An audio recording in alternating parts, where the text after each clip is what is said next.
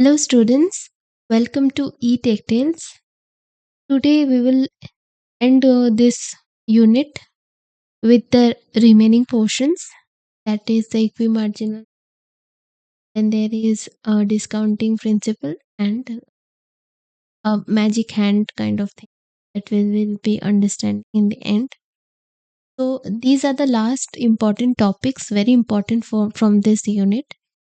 But before I proceed with the class, I like to take you to the last wherein I was telling you about the valuation of the firm, which was denoted by an equation. So let's just move to the equation directly from your institute study material provided by the university. So herein I was telling about PV, pi, and the equations. Here, one thing I want to elaborate a little is about the expected profit, that is denoted by pi. And here, one important thing I will like to inform you. You can see here, this equation is a part of your curriculum. So, if ever the question comes regarding what is the valuation of the firm, you need to write down what I have told you, and then you have to write this equation. This was there in my material as well that I have provided you. From here, we go back and show you this. So this was the example through which I was trying you to explain to understand what is PV, what is pi, equation of the valuation of the firm at a discounted rate. So here I will be elaborating you on the one subject, that is this one, the pi and t. So when I'm telling you why we have to understand the pi t is because the profit is derived from two factors. That is the revenue of the year and the cost incurred throughout the year. So we will be breaking it down into two other factors that is given in your university material. That is this one. See, the expected profit is 1 to up to n years we can find. There was a discounting rate and there was a time period method. So we can assume, or we can actually say that the profit that we are getting is equal to the total revenue. Total revenue is the sales. Okay. Minus cost, that is the total cost of production actually, from which where we can get the value of the, okay, from here we will get the value of the firm.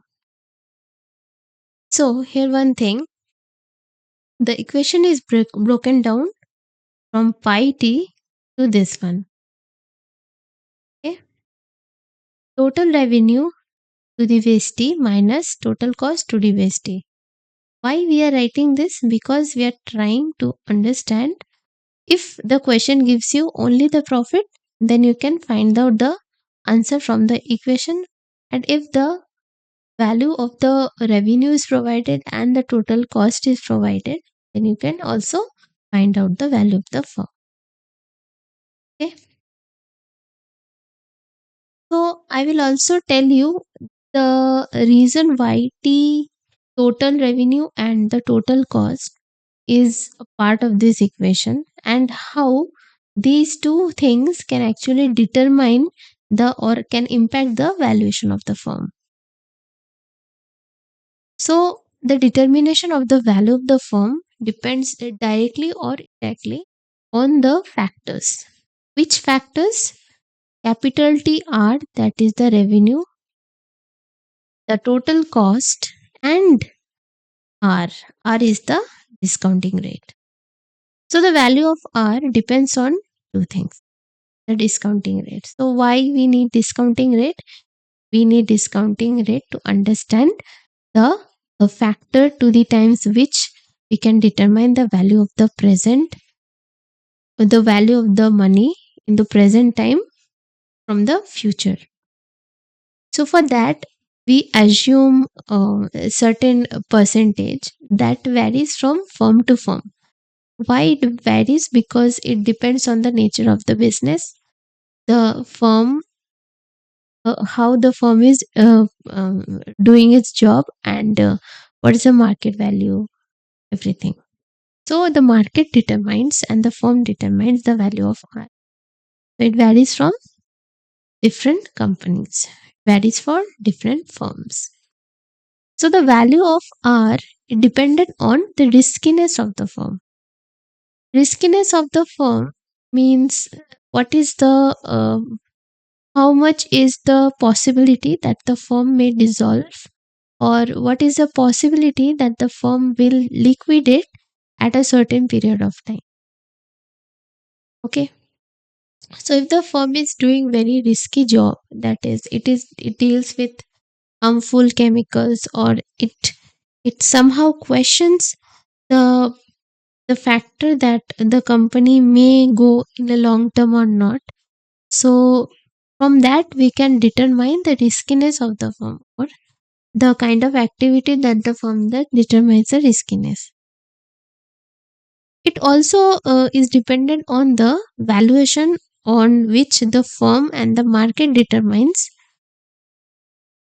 For example, if the capital market has a problem in the economy, then there may be a chance that the firm will not perform well in the current year, the future years. So, since it is impacting in the future year and that is uncertain, then we always question the factor that will the firm or the company will do well in the future or not. So, from that, there are two things that we need to understand, that is, the riskiness of the firm and the condition in which the market is is dealing with, or the capital market in which the firm deals on. The next thing, that is the how we are going to determine the value of TR. It depends on three things. TR means revenue. Revenue is determined or is linked with the process of making money, or the process where we are determining the price of any product or services rendered by the firm. If the price is impacted or the price is high, there is a high chance that the sale might not go well in the future. So pricing is a factor. Second thing is it depends on the factor that how much the product is demanded in the market. If the demand is not there, then there can be a chance that the firm will not perform well. So in that scenario, the demand and the forecasting factor, it is very important. And the third one is if the product is in a new stage, or is in a stage of birth, or is in a stage of development, then there can be a chance of fighting competitors. That is, there may be existing competitors in the market who deal with the same object or product or services. So in that scenario, we can actually say if it varies with the future, that whether the new product launched is going to be capable to sustain in the market or not. So it directly impacts the value of the revenue that we are earning. So the three factors, that is the demand, forecasting, pricing, and new product. The third one is the total cost. So why total cost is impacted? Because every time the firm is dealing with the making or the production of a product, it deals with the factors that sustain or that complicate the factors of making the product in a timely basis. So you can directly also add in here the factor of something that is not that cannot be projected from now onwards, that is the labor availability, or the raw materials availability, etc. So the production techniques, they actually vary.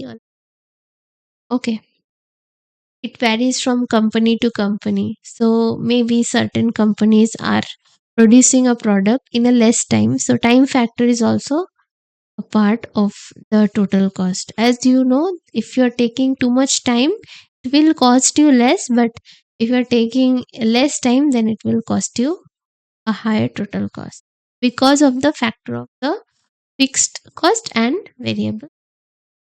These are also a part of cost function. Um, as the product is being sold in the market, there can be a chance that the market is dealing with high unsustainable things. So, the total cost or the cost function is actually a mathematical formula that shows how a company's total cost changes with its output. So, before one, that was I was telling you about the production technique. Here it was varying with time, and in the case of cost function, it is varying with the number of units it is producing. So its function of input prices and output prices, they are all are determined by the cost of production. Okay. So there is a common formula for this. Write it down. The formula is Cx equals to F plus Vx. Okay. Here Cx is the total cost of production. Okay. Total cost of production.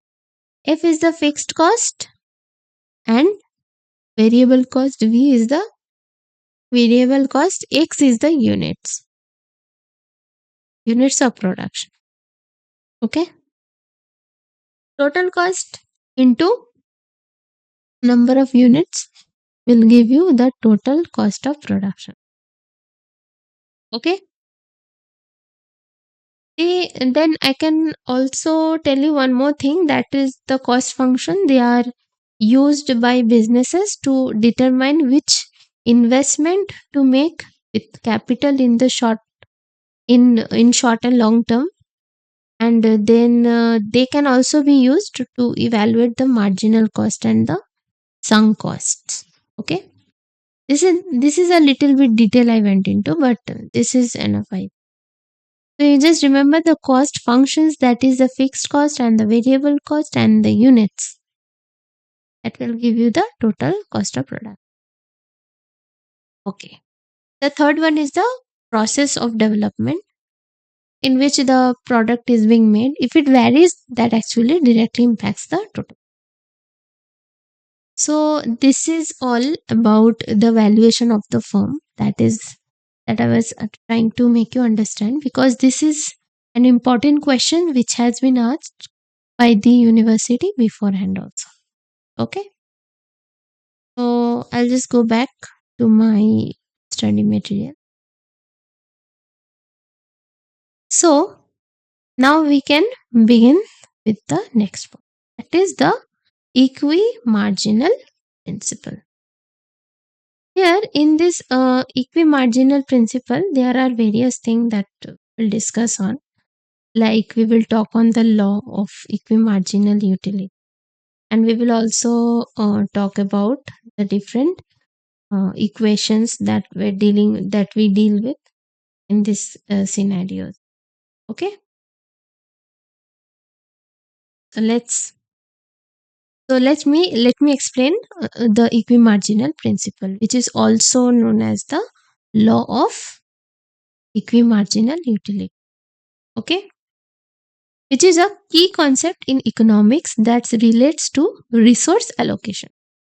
Okay, this principle suggests that to maximize utility or the satisfaction, every individual or the firm, they should allocate their resources so that the marginal utility per unit the marginal utility per unit is safeguarded. the marginal utility per unit of money or the effort that is spent is equal across different goods, or to maximize utility or satisfaction, the allocation of resources should be such that the marginal utility per unit of money or effort spent is equal across different goods and services. Okay. So, in simpler terms, this means that when you distribute resources like time, money, or effort amongst various options, the last unit of resource spent on each option should provide the same level of additional satisfaction or use. Okay. So, this principle assumes that we aim to maximize our overall satisfaction and or profit.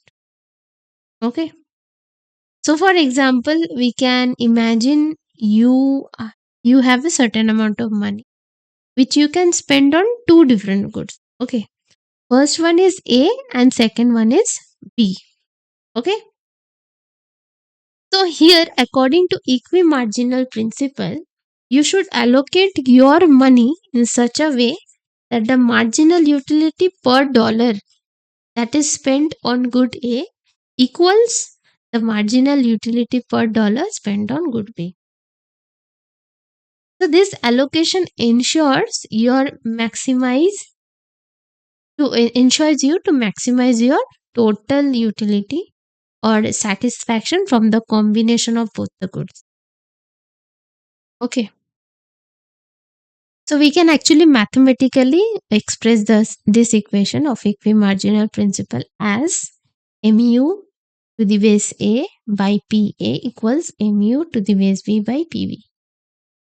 So what is mu? Mu is the marginal utility of A divided by the price of A, and where mu is the marginal utility of B to the price of B. Okay. I rather write it like this. Okay. Mu A divided by equals mu B equals divided. Okay. So this is the equation that is given.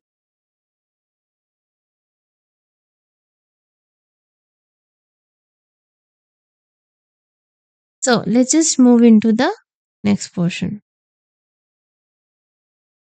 Here again, same thing is written. M is the marginal utility of goods A and B, and PB and PB are the prices of goods A and B. Okay. So from here, we can understand by equating the ratios of marginal utility to the prices of goods, you can determine the most efficient allocation of resources to maximize the overall satisfaction or the utility. So this principle is widely used.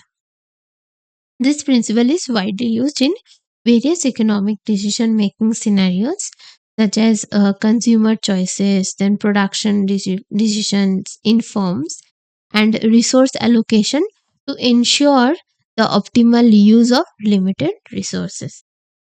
So understanding and applying this equi-marginal principle, it helps in making informed decisions that lead to best possible outcomes with the resource available. Okay.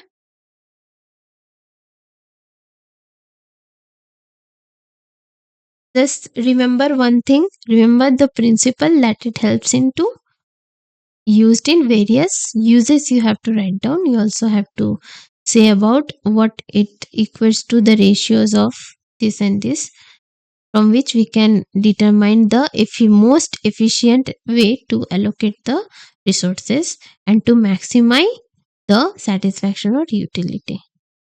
It is used in various economic making decisions scenarios like customer choices, production decisions, in firms resource allocation, and more.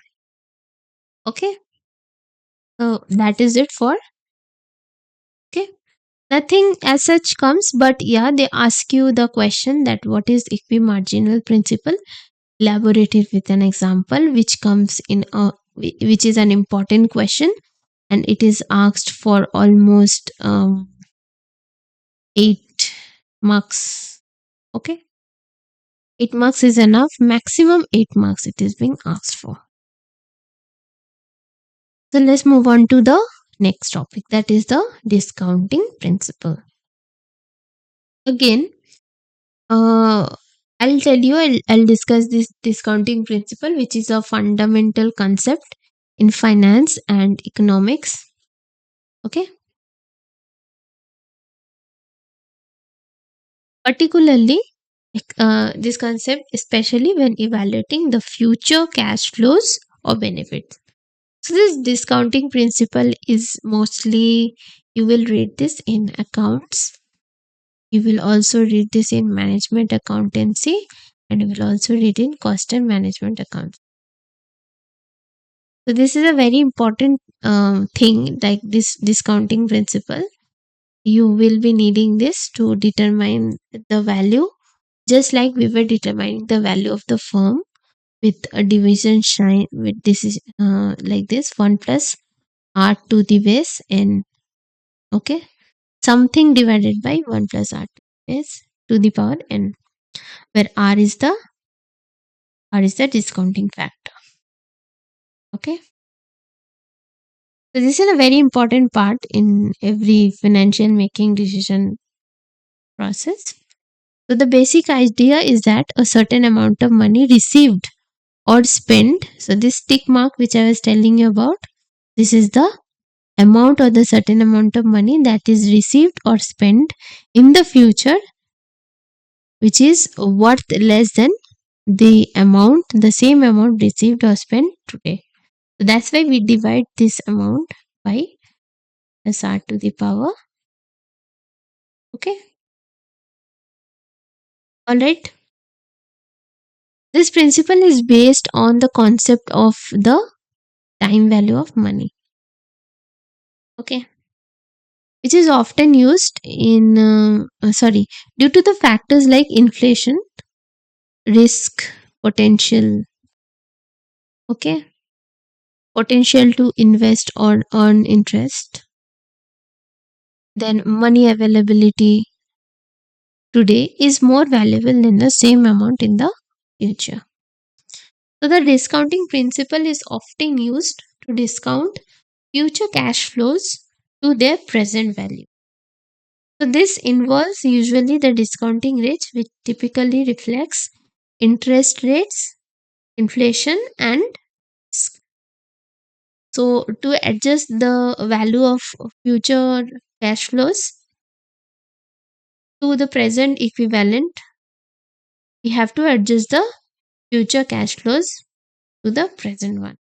This process is known as the discounting back, not discounting. This process is called discounting back the future cash flows. This process is often called discounting back the future cash flow. So this we can mathematically derive with the formula given like this. PV equals to FB by R to the power. So this is the formula for.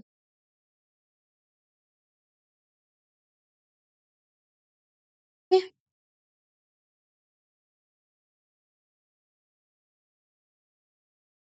This is the formula. Wherein PV is the present value, FB is the future value, R is the discounting rate, and N is the number of periods or N number of years. Into future the cash flows occur. Okay. Let us take an example here directly from this given here.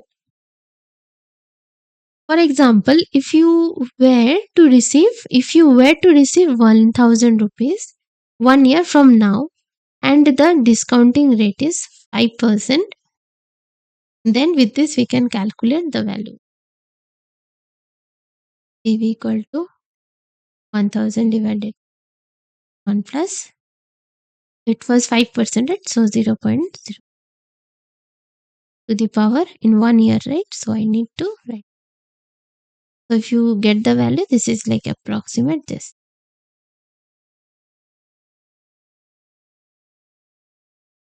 Okay. So after 1 year, you will get this value. This is the amount. Nowadays, everything is getting a higher price. So that can be due to the inflation, and the inflation is somewhere determined by this. Okay. So the present value of receiving 1000 a year from now at 5% discount rate would be approximately $952.38. So this principle, it is crucial. It is very crucial in various financial decisions such as investing and investment analysis. Then there is capital budgeting. This is in or costing is there. Investment analysis is in financial management. Valuation of assets is in accounts, as I told you, by determining the worth of the future streams of income or cost by converting them into their present value. So we can directly understand the future value of something. We can directly convert it into the present value and we can invest that amount. Okay. So this is a very basic of economics as well as financial management. Whenever you will be studying FM, this is a very basic thing to know. Understanding the discounting principle, it helps to make informed financial decision by recognizing the impact of time value of money. Okay, good. So we are moving into the important, one of the important unit points like this one. So you remember this. They will ask you this for short notes mostly. That might come for 5 marks. Okay, 5 marks important.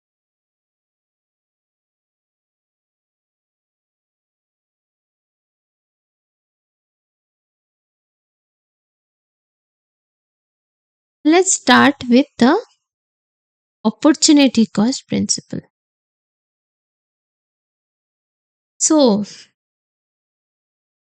let's dive into opportunity cost principle, wherein it is one of the core concept in economics that focuses on the cost of foregoing the next best alternative when making decisions. So this principle actually represents the value of the best alternative that is given up when choosing one option over another. Okay. So when individual businesses or the societies, they often choose for they allocate their resources and they often choose to face trade-offs. The opportunity cost principle highlight that the cost of particular decision isn't just the monetary or the cost, the time expenses directly associated with it, but also includes the benefits foregone for the next best alternative. So just highlight this point. But includes the benefits foregone from next best alternative. This is the most important line of the opportunity cost principle. Okay, let's give you a very small example from here. I'll tell you this one also, but before that, I'll tell you something that I have in my mind. So, suppose there is a chance that you want to purchase something from the market, for example, a notebook. So, when you're purchasing a notebook, there are two ways. Sorry, you assume three ways. So, there are three ways to get the notebook. First, you can order online from Amazon and the book will cost you almost 100 rupees. Okay, this is an Amazon purchase. Alright. Second is you are getting the same thing from your local market, okay, which will cost you rupees, suppose 110 rupees. Okay. The third option you can take is you can get it from your brother or sister who actually has this one at home only. He will be asking you for a price of 120. Okay. So this product that you have ordered from Amazon, you will get it in 2 days. From your local shop, you have to walk, you have to get it. This you will get in today, but you have to go out and take a walk. The third one is like you get from your brother at home. So he's taking like the MRP price of 120. So one thing is very clear that here there are 3 constants that are linked to every situation. First one is regarding if we purchase from Amazon, the cost is low but the time is higher. You are investing or you have to wait for 2 days, which might not be an efficient way to study for you or for your necessity towards the book. Second one is if you go to the market, you have to go out, walk out. That is okay. I think that is a reasonable choice to take over the Amazon one. So let's eliminate one of the choices. Amazon one we are eliminating. So that there are 2 choices left. Now first one is you go from market and buy it at 110. Second one is you buy it from your brother 120 rupees. Okay. So the opportunity cost here is not this rupees. Is not 120 rupees here. 120 rupees is the price that you are supposed to pay to any person if you are buying it from any local shop or you are buying from your brother. 120 rupees. Okay. 110 rupees is something that you are buying from your market. So here you can understand that there is a chance or there is a possibility that your monetary expense or the time expenses are directly associated here. Local, even if you go to a local shop, you have to invest some time, and now you are going or your brother has it at 120 rupees. So this is the opportunity cost. This is the price, like 110 rupees was the price. 120 rupees is the opportunity cost. Why? Because the benefit is for 10 rupees you will be able to save if you go to the market and buy. Now if you are buying it from your brother, then you have to expense more 10 rupees. So here you are foregoing this option from your brother, rather you chose to go to a shop and buy it. So the cost that you incurred is 110 rupees, but it costed you time. The opportunity cost here was the time. Okay, the time you spend it to go to local market and buy it.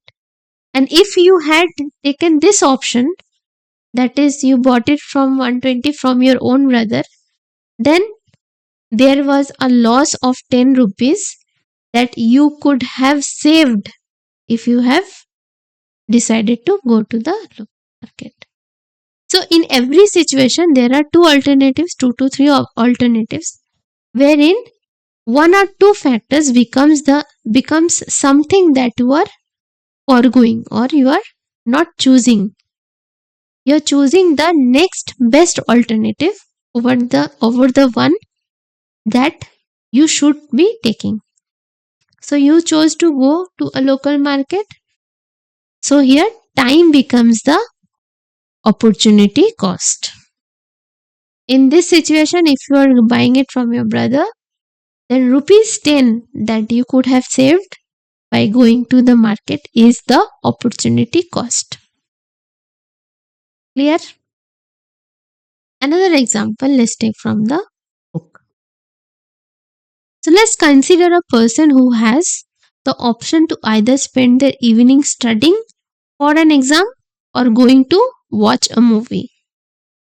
If they choose to study, the opportunity cost is enjoyment and entertainment they would have gained from watching the movie.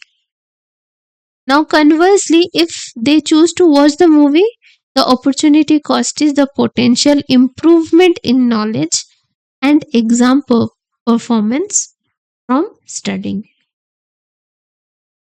Okay, this is another easy example which has nothing to do with money. I have stated here with financial component, monetary component. Okay, so in business and finance, opportunity cost is a very crucial factor in decision making. Now, for instance, if a company decides to invest its resources in project A, opportunity cost is the potential profits or benefits it would have gained from investing in project B or any other options that are available as opportunities. Okay. So the key points from the opportunity cost principle are: first, it emphasizes the importance of considering the value of the next best alternative. Value of the next best alternative while taking decisions. It's not always expressed in monetary terms. Sometimes it can be factors like time, resource, satisfaction, utility. Third scenario, the opportunity cost varies depending on individual preferences, circumstances, and available alternatives.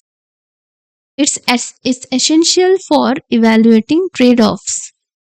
What is trade-offs?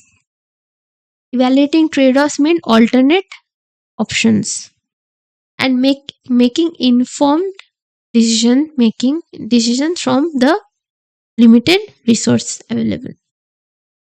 Okay. So understanding and considering the opportunity cost is a very crucial for making rational decisions, rather, especially when the resources are very limited or scarce. So this helps individuals and businesses to assess the future value of their choices and make more effective use of available resources. Okay. Here, there is another diagrammatic representation of one thing that is called the production possibility curve. This is very important for your exam. Okay, they ask straight questions from this portion as well. So I'll just jump directly to your university material. And it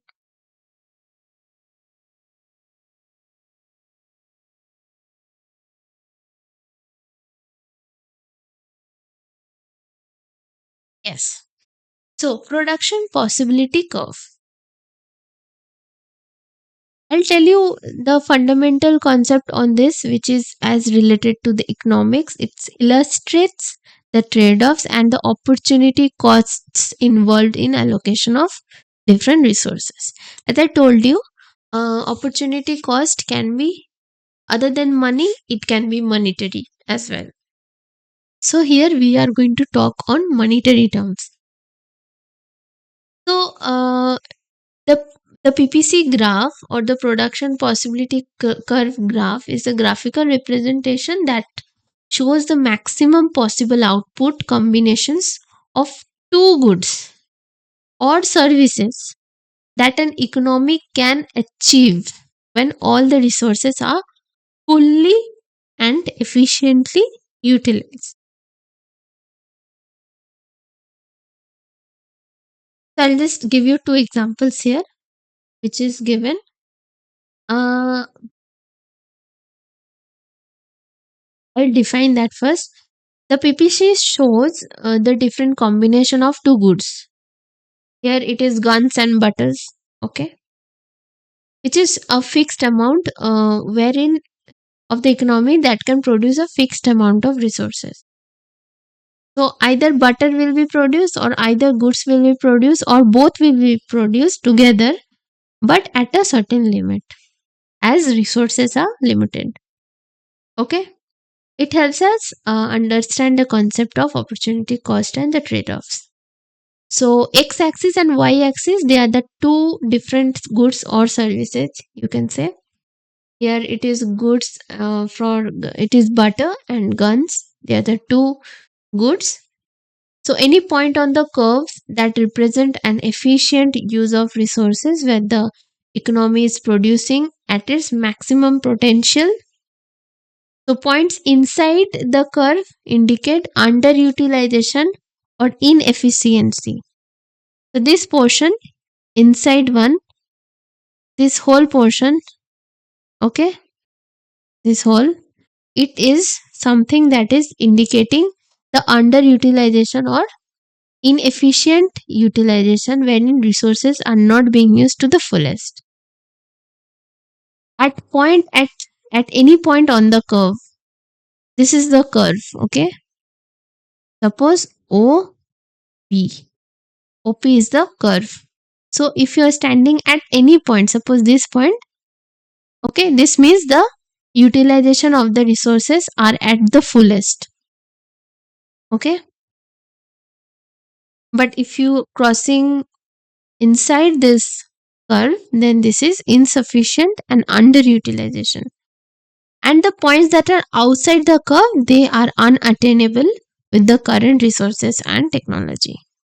So if you can expand your resources and the technology, then there can be chances that this curve will shift from here to here in this manner.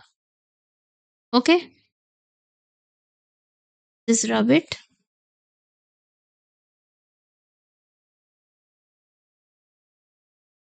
Now the opportunity cost and the trade-offs. Okay?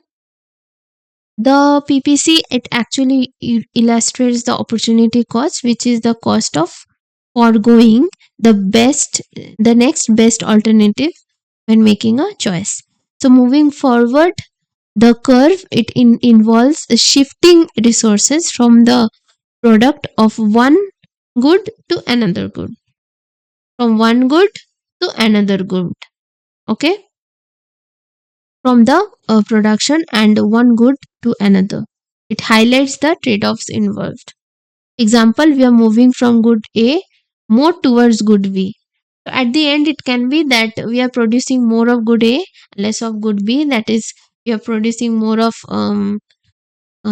butter than the number of guns. So here is going to be the point, or here it is going to be the point. Okay, we are producing more of butter, so the points will lie somewhere here as it is increasing. If you are producing more of guns, the points will be somewhere here and less of butter than here. The shape of the curve is always in a concave way to the origin, in reflecting the law of increasing opportunity cost. Okay, then the economic growth and shift in PPC, it also shows the shift of PPC forward, indicating increase in the economy's capacity to produce goods and services. As I told you, if you can expand your resources and technology, it will shift. Now, if at a time there is a situation that resources are less available and the technology is collapsing, then the curve will come in inside manner like this,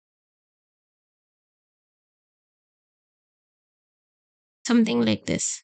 Okay?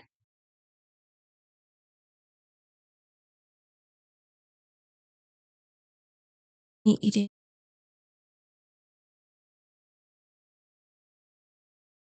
Now the application of resources, it deals with, there are deals with four things. First is resource allocation.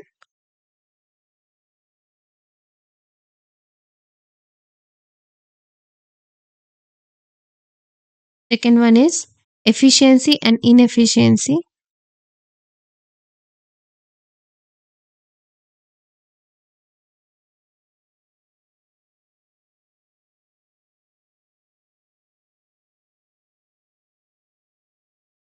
Third one is economic choices.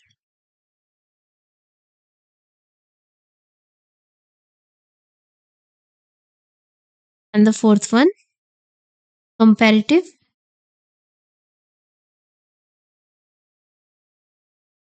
advantage.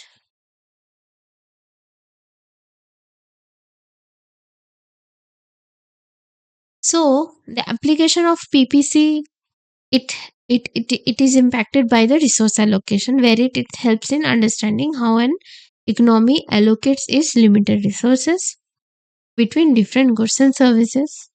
In case of efficiency and inefficiency, it illustrates the concept of productive efficiency, that is the points on the curve, and the inefficiency, that is the points outside the curve.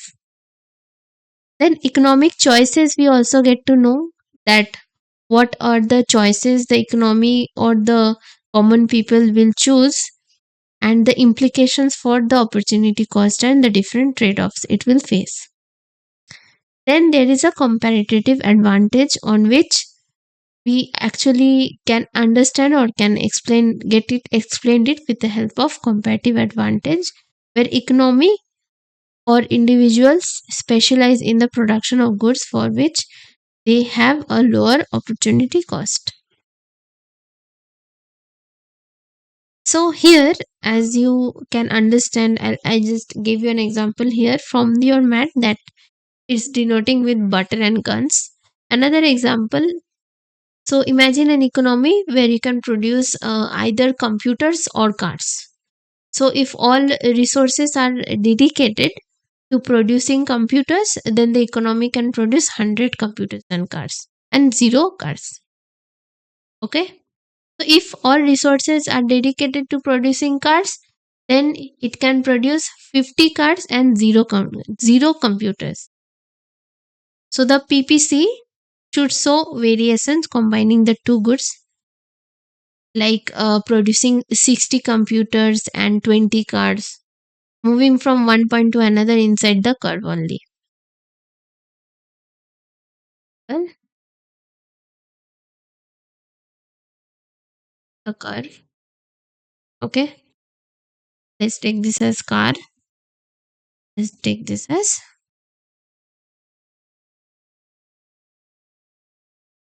so the full capacity is 100 and the full capacity is 20. No, take it. Okay. So we are drawing this curve from here.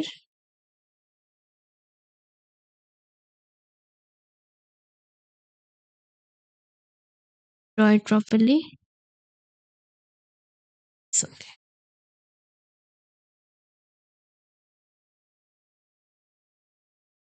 Understandable. So within this curve, anything that is lying inside is inefficient and incomplete, and outside that is unreachable right now, cannot be processed. So anything within the line you can shift, like you can make 40 cards and you can make 50 computers, that is good. Okay, like this you can make anything from here, you can make from here These are the different combinations that you can make actually. Okay.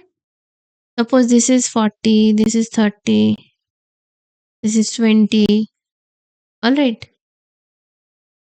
This is 80, 70, this is 80, this is 90. So if you can make 40 cards, you can make 70 computers. You can make 30 cards, then you can make 80 computers. You can make 20 cards, then you can make 90 computers. In this way, if the resources are distributed in two things, we can make both within the curve. Understanding the production curve, we gain insights into the efficiency of resources used, the nature of if economic trade-offs that we can understand from coinciding the different production choices, and we understand that it's crucial for making informed decisions in both the personal and the economic context. So this is it all about production possibility curve. It can also be linear as well, okay, and it can be. So let's move back to our study material.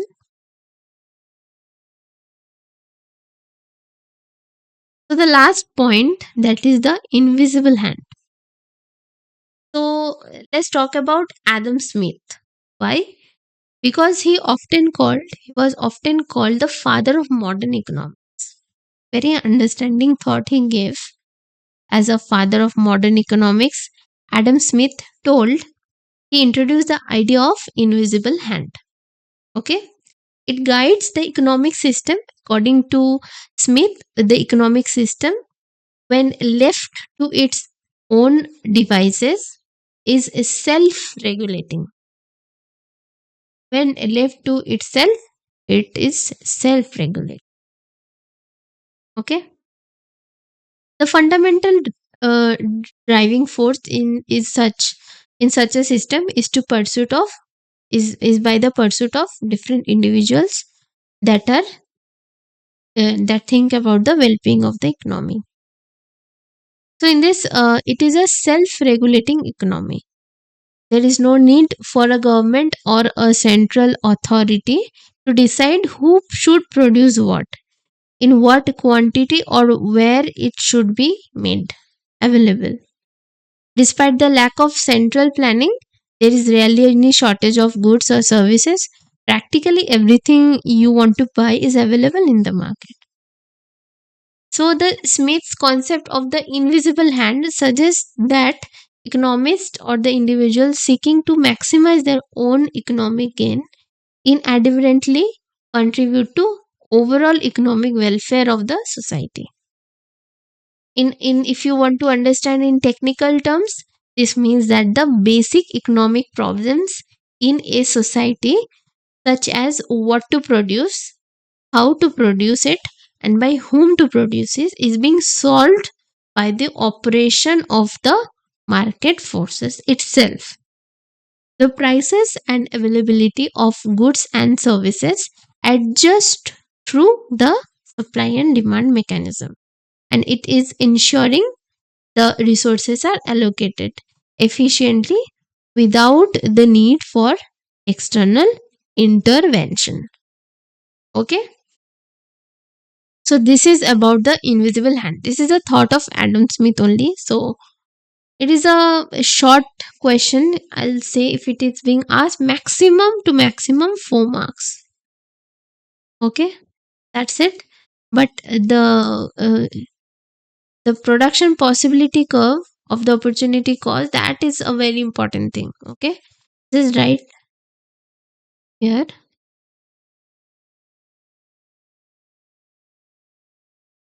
Possibility curve, it can be in a straight line as well. This is important for your exam point of view. Maximum marks that can be asked is 5, but you have to write the curve, describe the curve, tell about the curve, take example and explain. Okay. So that's it for this unit. Unit 2 is over right now. So from the next class, we'll begin with Unit 3, that is the basic concepts and techniques. So all the best. See you in the next class. Thank you so much.